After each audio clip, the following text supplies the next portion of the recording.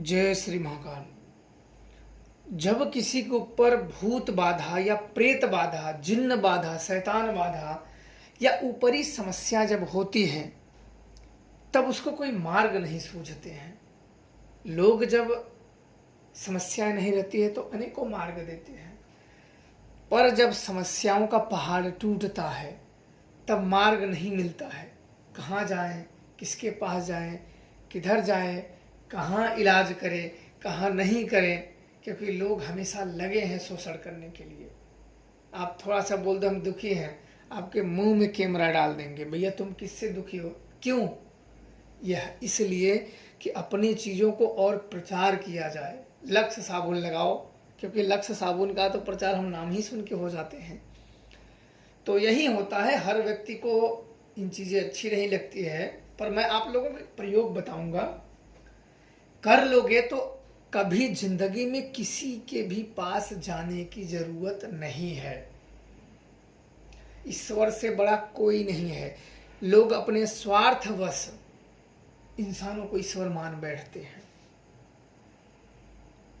क्यों? क्योंकि ईश्वर समक्ष है, जो मंदिरों में स्थापित की गई है, तो उन्हें हम मान के पूज तो सकते हैं, श्रद्धा भक्ति कर ही तो सकते हैं। क्या उनसे बलि? अगर प्रेत है, अगर आप सच में प्रेत से दुखी है, प्रेत है तो ईश्वर भी है, शैतान है तो भगवान भी है। अगर एक नेगेटिव है तो पॉजिटिव भी है। अच्छी शक्तियां हैं, अगर बुरी शक्तियां हैं तो अच्छी भी शक्तियां हैं। बुरे लोग हैं तो अच्छे लोग भी हैं। हर चीज के दो पहलू होते हैं, पर यह होता है कि तुरंत हार मत मानो, हार मत मानो। मुश्किलों से तुरंत मत हार मानो। हमें जब मानव जीवन जब मिलता है, माँ का गर्भ जब मिलता है, तो संघर्ष हमारे जीवन में तभी से उत्पन्न हो जाते हैं। हर क्षण मौत से लड़ना पड़ता है। जब कोई भी पुत्र माँ के गर्भ में आ जाता है तो हर क्षण उसे संघर्ष करना पड़ता है। जीवन से हर क्षण हर सांस लड़ना पड़ता है। और आ जाओ तो ये थोड़े थोड़े भूत प्रेत टुटका के लिए कोई दुष्ट व्यक्ति कर देता है तो क्यों घुटने टेक देते हो? भगवान का द्वार खुले हैं, महाबली हनुमान जी हैं। तो कहते वो हनुमान जी किसी एक व्यक्ति विशेष के नहीं हैं, वो सब के हैं। साधु संत के तुम रखवारे, असुर निकंदन राम दुलारे। कि साधु संत जो साधना करता है, जो साधु संत है, जो पूजा भक्ति करता है, उसके हनुमान जी रखवाले हैं। सब उनका द्वार सबके लिए खुला है, पर कोई जाना ही नहीं चाहता। इंसानों को ही भगवान बना लो, भैया जो हो हमारे लिए आप ही हो। नहीं, ये आपको, आप सोचो, आपने अगर भक्ति कर ली, अगर आपने कृपा प्राप्त कर ली, तो आप अपने आने वाली पीढ़ियों को, आपके लड़के हुए, लड़के के लड़के हुए, कुछ ऐसी जो आपके वंश में उनकी कृपा चल पड़ेगी। अगर आप किसी के पास जाते हैं, बहुत मशक्कतों के बाद आपका इलाज हो भी जाता है, तो सबसे पहले तो आपके बिल्कुल धज्जियां उड़ जाएगी कि हाँ भैया, पूरी दुनिया जो देखेगा बोला हाँ ये तो वहाँ गया था, ये तो वही है जिसके ऊपर भूत। तो उससे बड़ा आपका, इससे ज्यादा अपमान तो वहां हो गया। भूत प्रेत एक लोग बड़ा ओछे नजर से देखते हैं, ये तो प्रेत बाधा से ग्रसित है। कहीं लड़कियों की शादी कर दो, मैंने तो खुद देखा हुआ है, शादी कर दो तो लड़की, जो लड़के वाले बोलते हैं लड़कियों को कि भैया हमने लड़की से शादी किया, प्रेत से थोड़ी किया है, प्रेत आएगा तो हम लड़की को छोड़ देंगे। अब सोचो कि बाप पे क्या बीतती होगी।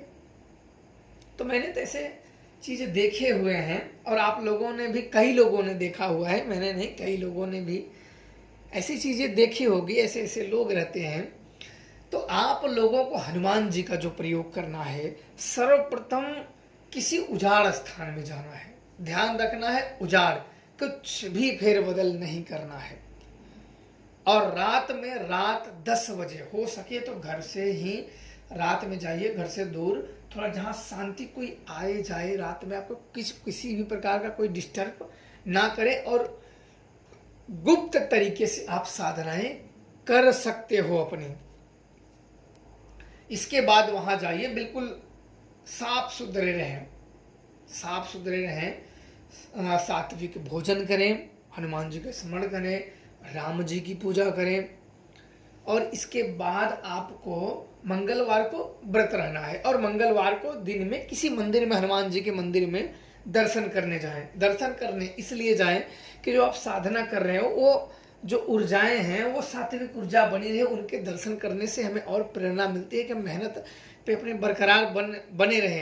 अन्यथा क्या होता है, व्यक्ति ना थोड़ी सी मेहनत करके हार महसूस करने लगता है। इसलिए दर्शन करने मंगलवार को, शनिवार को आप जा सकते हैं। अब आपको जाना है रात के समय 10 बजे उजाड़ स्थान में। अब जाना है और हनुमान जी की एक छोटी सी प्रतिमा लेके जानी है और जाना है, उनको किसी छोटे से चीज पे रख देना है या कपड़े पे, उनको थोड़ा सा छोटे से लोटे से स्नान कराना है। स्नान कराना है और स्नान कराने के बाद उनको भोग में लड्डू देना है। लड्डू देना है, लड्डू के ऊपर तुलसी पत्र रख देना है। पत्र रखने के बाद हनुमान जी को घी का दीपक जलाएं। घी का दीपक जलाएं और दीपक जलाने के बाद ओम हनुमंताय रामदूताय नमः, ओम हनुमंताय रामदूताय नमः, इतना ही करना है। कम से कम 3 घंटे, अगर 3 घंटे कर लेते हो, इसके बाद आपको हनुमान जी की एक मिट्टी के पात्र में रख के कपूर की आरती करनी है। आरती गीत गाएं और उनकी आरती करें। आरती करने के बाद फिर अपने घर जाइए, हो सके तो भूमि शयन करें, बिल्कुल ब्रह्मचर्य का पालन करें और कम बोलें, क्योंकि ज़्यादा बोलोगे तो कहीं ऐसी चीज़ होती है कि जो आपको बताना नहीं चाहते हो तो बात को बदल दोगे तो वो आपको झूठ बोलना पड़ेगा। कम इसलिए कहते हैं बोलने के लिए, बात बदलोगे तो झूठ बोलोगे, इसलिए कम बोलो। और फिर अगले दिन ऐसे ऐसे आपको 21 दिन करनी है। 21 दिन के भीतर ही आप उनसे जुड़ाव आप समझ जाओगे। जब जुड़ोगे तभी इनका आनंद पाओगे। कहने को तो बहुत चीज़ें होती हैं, लेकिन जब जुड़ जाओगे ना, तभी जो आपके अंदर वो महसूस होगा और कृपा आपके अंदर महसूस होगी, उसका आनंद कुछ और होता है। तब इनकी यह कृपा करके आनंद जो मिलता है आप स्वयं ही करके देख सकते हैं। इन पूरे क्रिया को गुप्त रखना है, पूरी क्रिया को शुरू से एंड तक गुप्त रखना है। और आपके जीवन में हनुमान जी की कृपा मिल जाएगी जब, तो आगे आपको साधना करने की प्रेरणा भी मिल जाएगी और मन भी आपका उनके ऊपर अटूट विश्वास हो जाएगा। करें और लाभ उठाएं। जय श्री महाराज।